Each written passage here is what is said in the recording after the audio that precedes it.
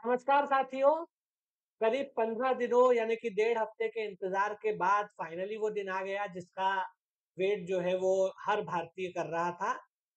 लगभग डेढ़ हफ्ते से ये ऊहापोह की स्थिति बनी हुई थी कि कब और कैसे भारत सरकार और भारतीय सेनाएं पाकिस्तान के विरुद्ध कोई कार्यवाही करेगी। तो आज वो दिन आ ही गया है और आज 7 मई है, 7 मई 2025। इस दिन सुबह-सुबह भारत सरकार के द्वारा एक जानकारी पब्लिक की गई जिसमें ये बताया गया कि भारत ने पाकिस्तान के विरुद्ध ऑपरेशन सिंदूर लॉन्च किया है और ये ऑपरेशन पाकिस्तान की अवाम या पाकिस्तान की सरकार या पाकिस्तान की सेना के विरुद्ध नहीं किया गया, बल्कि उन आतंकियों के विरुद्ध किया गया है जो न केवल भारत के लिए बल्कि पूरी मानवता के लिए एक खतरा है, एक तरह का कलंक है।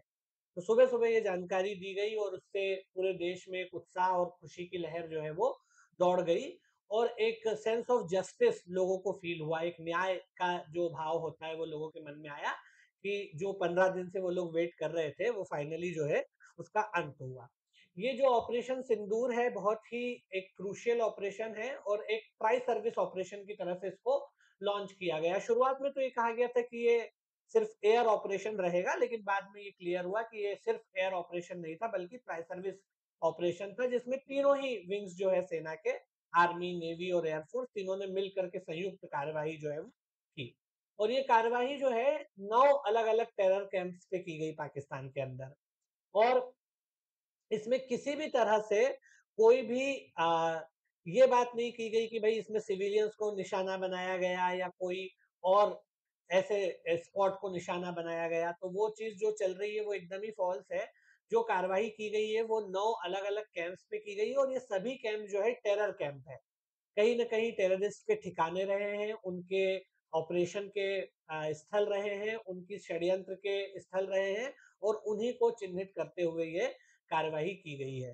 साथ ही साथ भारत सरकार की तरफ से और हमारे रक्षा मंत्रालय की तरफ से ये जानकारी दी गई है, ये बात की गई है रक्षा मंत्रालय की ओर से कि ये एक तरह की बहुत ही रिस्ट्रेन्ड ऑपरेशन है, एक रिस्ट्रेन्ड कार्रवाई है और टारगेटेड कार्रवाई है। इसका मतलब है कि ये सिर्फ और सिर्फ आतंकी ठिकानों पर ही की गई कार्रवाई है। इसको रिस्ट्रेन्ड और टारगेटेड मैनर में अंजाम दिया गया है। ठीक है? और इसके लिए ये भी कहा गया है कि एक डिटरेंट की तरह से इसको किया गया है, यानी एक आप ये मान सकते हैं कि आतंकियों के विरुद्ध और एक डिटरेंट ऑपरेशन की तरह से इसको अंजाम दिया गया है। तो इसका नाम भी बहुत सिग्निफिकेंट है, ऑपरेशन सिंदूर। नाम में भी एक मैसेज छिपा हुआ है क्योंकि जो पहलगाम में अटैक हुआ था 22 अप्रैल के दिन, उसमें अधिकांश ऐसी महिलाएँ थी जो जिनके पतियों को मारा गया, यानी पुरुषों को मार दिया गया और स्त्रियों को छोड़ दिया गया था और ये कहा गया था कि आप अपनी सरकार को जाकर के बताइए कि हमने जो है वो इन लोगों को मारा है और आपको छोड़ रहे हैं ताकि आप जा करके उनको ये मैसेज दे सकें। तो इसीलिए ये उन स्त्रियों के प्रति, जो भारतीय स्त्रियाँ हैं जो वहाँ पर विधवा हो गई, उनका उनको न्याय दिलाने के लिए किया गया ऑपरेशन है। तो ऑपरेशन सिंदूर नाम का भी एक बड़ा अपना सिग्निफिकेंस है। साथ ही साथ अ, हम एक घटनाक्रम देखते हैं कि कैसे ये पूरी कार्रवाई हुई, कहाँ से कहाँ तक। जैसे कि आप जानते ही हैं कि 22 अप्रैल के दिन पहलगाम में जो सैलानी थे, पर्यटक थे, उन पर अटैक हुआ। उसमें यह अटैक इतना बर्बरतापूर्ण था कि उसको लेकर के पूरी दुनिया में अफ़रा-तफ़री मची, दुनिया भर के लोगों ने और शासन अध्यक्षों ने, देशों ने उसकी मज़म्मत की, उसको एक तरीके से निंदा की, है ना? लेकिन उसके बाद जो है लगातार भारत में और भारत के लोगों के अंदर ये रोष उत्पन्न हुआ कि एक कार्रवाई होनी चाहिए, जवाबी जवाबी कार्रवाई पाकिस्तान के खिलाफ। लेकिन कोई भी बड़ी कार्रवाई जो है वो उतावली में आकर के या किसी तरीके से बहुत जल्दी में नहीं की जाती, उसके पीछे एक प्लानिंग होनी चाहिए, एक स्ट्रैटेजी होनी चाहिए, समय लिया जाना चाहिए, तो वो एक सही तरीका होता है उसका और वही तरीका अपनाया गया है। इंटरनेशनल कम्युनिटी को अपने फ़ेवर में, कॉन्फिडेंस में लेने की ज़रूरत होती है, तो वो उसके लिए एक लंबा समय चाहिए होता है और वो सारा काम जो है वो किया गया। 22 अप्रैल के दिन ये अटैक हुआ, प्रधानमंत्री मोदी उस समय अपनी अ, यूएई की यात्रा पे थे, तुरंत वो यात्रा को बीच में ही रद्द करके वापस लौट आए। उसके बाद 23 अप्रैल के दिन जो है वो सीसीएस की बैठक हुई। सीसीएस की बैठक के बाद कई कड़े फैसले लिए गए जिसमें भारत के साथ जो पाकिस्तान की सिंधु नदी का जल समझौता था या जल संधि थी उसको एक तरीके से स्थगित कर दिया गया। दोनों जगह से इनवॉइस को कॉल बैक किया गया, डिप्लोमेट्स की संख्या घटा ली गई। उसके अलावा जो एक दूसरे के नागरिक दूसरे देशों मतलब एक दूसरे के यहाँ रह रहे थे, उन नागरिकों से वापस जाने की या वापस बुलाने की अपील की गई कि वो अपने देश को लौट जाए, कुछ समय उनको दिया गया।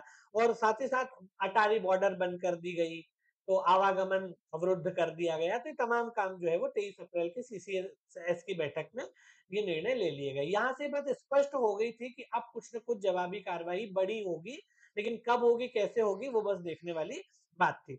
उसके बाद लगातार ये चीजें हुई। 24 अप्रैल के दिन प्रधानमंत्री मोदी जो थे उन्होंने वैसे तो बिहार में रैली की थी उस दिन, और वहां पर से उन्होंने बिहार में ही जो पंचायती राज के मसले पे जो रैली हुई थी वहीं से उन्होंने ये आह्वान किया और संदेश दिया और कहा कि जो बची कुची जमीन है आ, आतंकियों की वो भी धूल में मिला दी जाएगी। और अंग्रेजी में उन्होंने वहां से एक संदेश दिया कि भारत जो है वो कड़ी से कड़ी कार्यवाही इसके विरुद्ध करेगा और हर तरह से जो आतंकी है उनकी बची कुची जमीन को भी नस्तनाबूद कर दिया जाएगा।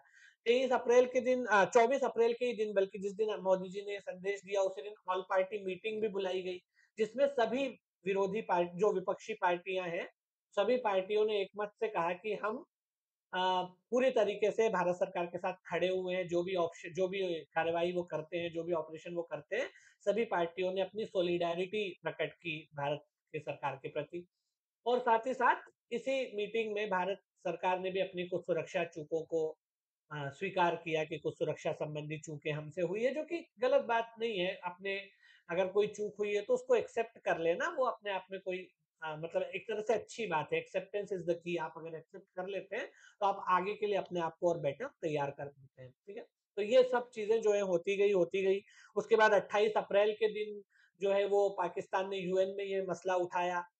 पाकिस्तान की जैसे कि आदत है उसने यूएनओ में मसला रेज किया, लेकिन वहां पर भी हमारी जो आ, एक रिप्रेजेंटेटिव है योजना पटेल, उनके द्वारा पाकिस्तान को एक करारा जवाब दिया गया। कहा गया कि पाकिस्तान जैसा देश जो कि टेरर फंडिंग, टेररिस्ट को अपने आश्रय देना, पनाह देना, टेरर की फंडिंग करना, इसके लिए पूरी दुनिया में कुख्यात है, उसे कोई नैतिक अधिकार नहीं है कि वो भारत के खिलाफ ऐसी बात करे। क्योंकि भारत जो भी कर रहा है वो जवाबी कार्रवाई के रूप में कर रहा है, न कि वो इंसेप्शन करने वाला कंट्री नहीं है। उसने अपनी तरफ से कभी भी इस तरह की कार्यवाहियों को शुरुआत नहीं की है, लेकिन अगर कोई और शुरुआत करेगा तो उसका जवाब फिर हमें देना ही पड़ेगा। तो उन्होंने बहुत अच्छे तरीके से बात रखी योजना पटेल ने, और साथ ही साथ उन्होंने वहां के रक्षा मंत्री को भी कोट किया, जो पाकिस्तान के रक्षा मंत्री उनको भी कोट किया।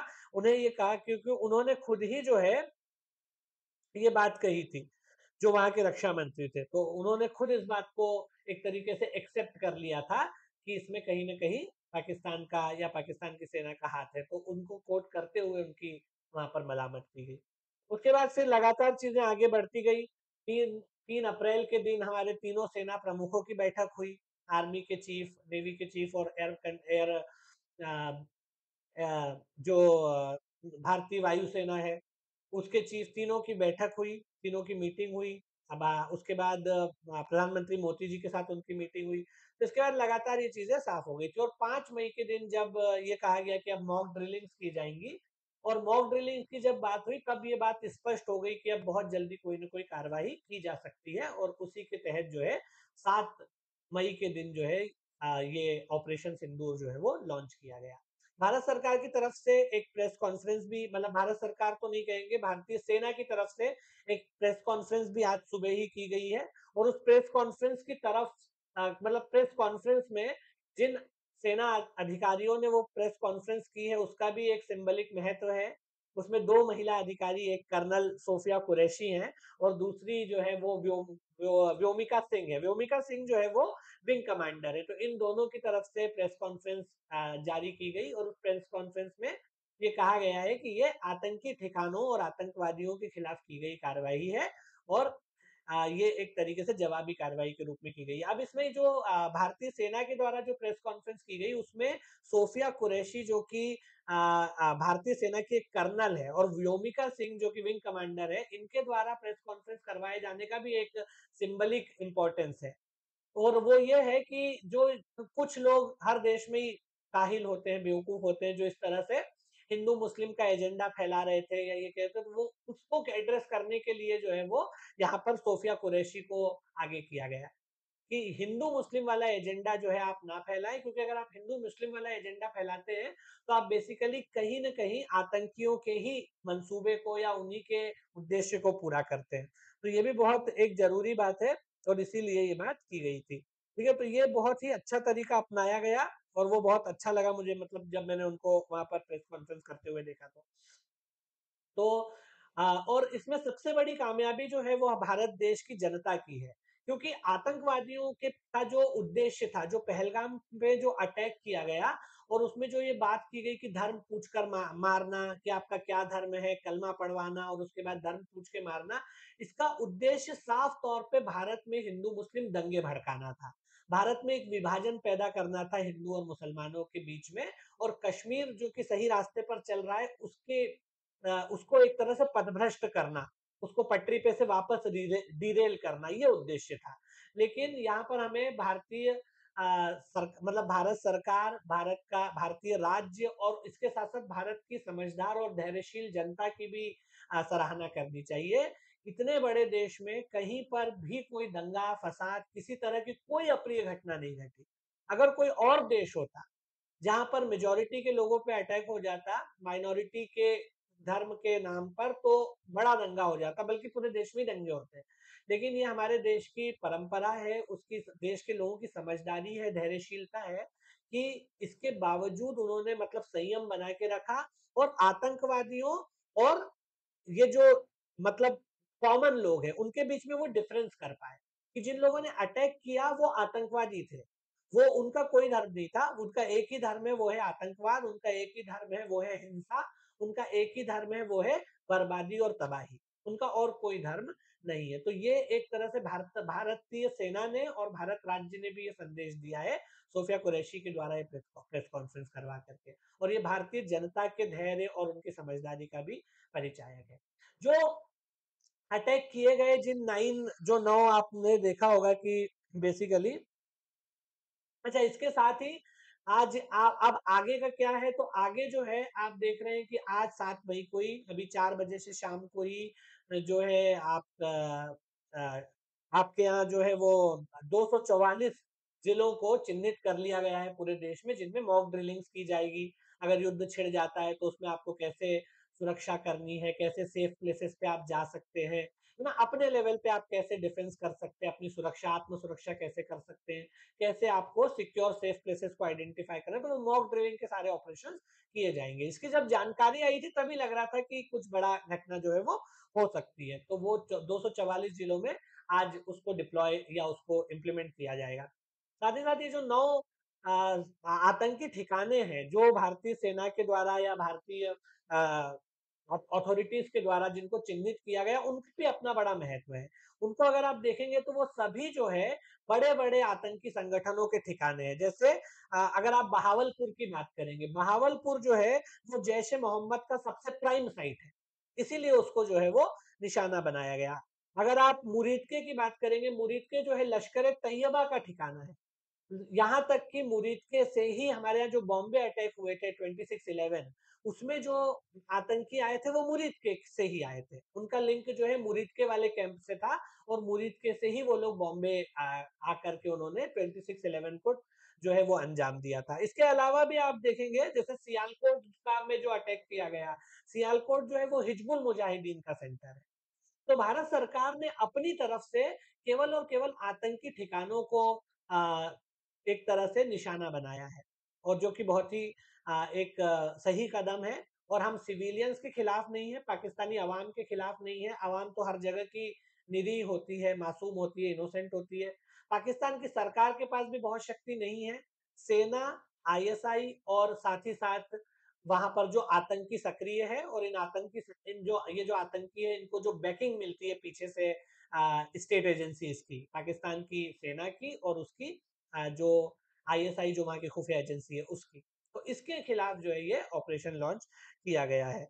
अभी हाल ही में कुछ देर पहले जब मैं ये आपसे बात कर रहा हूँ, इससे कुछ वक्त पहले ही पाकिस्तान को रियलाइज शायद हो गया है कि वो भारत को इस तरीके से कन्फ्रंट नहीं कर पाएगा, वहाँ के जो विदेश मंत्री हैं, उन्होंने एक सार्वजनिक बयान दिया है, ख्वाजा आसिफ साहब। ख्वाजा आसिफ साहब जो है वो वज़ीर ख़ारिजा यानी कि विदेश मंत्री, उन्होंने कहा है कि अगर भारत यहाँ रुक जाता है, तो हम भी रुक जाएँगे। उन्होंने शांति प्रस्ताव जैसा दिया है, कि भारत ने जो करना था कर लिया, उसने 9 जगहों पर आतंकी ठिकानों पर अपने अटैक कर दिए हैं और अब अगर भारत रुक जाता है, तो हम भी रुक जाएँगे, हम इससे आगे नहीं बढ़ेंगे। तो एक तरह का शांति प्रस्ताव पाकिस्तान की तरफ से आ गया है। शायद उसे भी रियलाइज़ हो गया होगा कि वो इस मामले में और कुछ कर नहीं सकता है। साथ ही साथ इंटरनेशनल कम्युनिटी की तरफ से भी कोई बड़ा ऑब्स्टेकल इसमें नहीं डाला गया। ट्रंप के सामने जब बात आई तो ट्रंप ने इस तरह से उससे पल्ला झाड़ा, इस तरह से अपने कंधे उचकाए जिससे समझ में आ रहा था कि वो ना तो मध्यस्थता करने के मूड में है, ना इस पचड़े में पड़ने के मूड में है।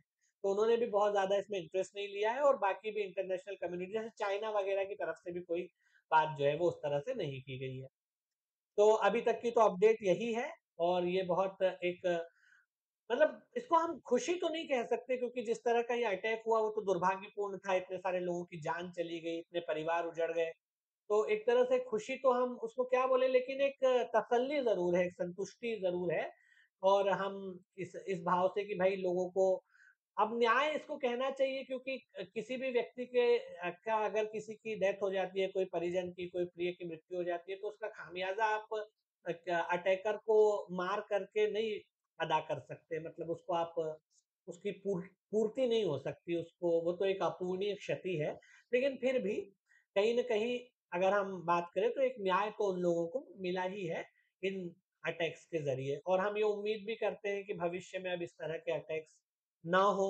पाकिस्तान को वहाँ के जो ये एजेंसीज़ जो कि आतंकवाद को बढ़ावा देती है, उनको इंटरनेशनल कम्युनिटी को, आतंकियों को भी इससे सबक मिले और अगर ऐसा भविष्य में होता है तो हम इसके लिए वेल कैपेबल है, ये भी हमने बता दिया और अब आगे ऐसा ना हो, हम तो यही उम्मीद कर सकते हैं। भारत की जनता जो है उसको मैं फिर से एक बार उसकी प्रशंसा करूँगा कि उसने बहुत ज़्यादा संयम बरता और और साथ ही साथ उसने एक समझदारी का परिचय दिया। और भारत में जो पॉलिटिकल पार्टीज़ हैं, सारी पॉलिटिकल पार्टीज़ ने भी सत्ता पक्ष का इसमें साथ दिया और भारत सरकार ने, सेनाओं ने एक सोची-समझी रणनीति के तहत पहले तैयारी की, हर तरह से पहले पाकिस्तान की घेराबंदी की, इंटरनेशनल एक कंसेंसस बनाया और उसके बाद अटैक लॉन्च किया, ये भी उनकी एक स्ट्रैटेजी और इसको बताता है। तो ये एक ऑपरेशन सिंदूर जो है बहुत ही बढ़िया और एक मच अवेटेड ऑपरेशन रहा और हम उम्मीद करते हैं कि अब इस तरह की घटनाएँ कॉन्टिनेंट में नहीं हो, बल्कि दुनिया में कहीं भी ना हो, सबकॉन्टिनेंट में भी ना हो और दुनिया में कहीं ना हो, हम 2 मुल्क हैं, ये सच्चाई है और हम अमन के साथ, चैन के साथ कोएग्ज़िस्ट कर सकते हैं, साथ में रह सकते हैं। और ये दोनों मुल्क समझे तभी ऐसा होगा, एक के समझने से नहीं होगा, जब दोनों ये समझेंगे, रियलाइज़ करेंगे, तभी ये हो पाएगा। पाकिस्तान की जनता ये कर सकती है कि वो अपनी सरकार पे दबाव बनाए कि अब इस तरह के फालतू कामों में इन्वॉल्व ना होकर के विकास और तरक्की का रास्ता अख्तियार करे, ना कि इस तरह के फालतू चीज़ों में इन्वॉल्व हो क्योंकि इससे नुकसान वहाँ के लोगों का ही है। किसी भी देश में अगर इस तरह की चीज़ होती है, तो नुकसान लोगों का ही होता है, ठीक है? तो इसी बिंदु के साथ मैं इस सेशन को खत्म करता हूँ। आगे फिर आपसे मुलाकात होगी। हाँ, थैंक यू वेरी मच। जय हिंद, जय भारत।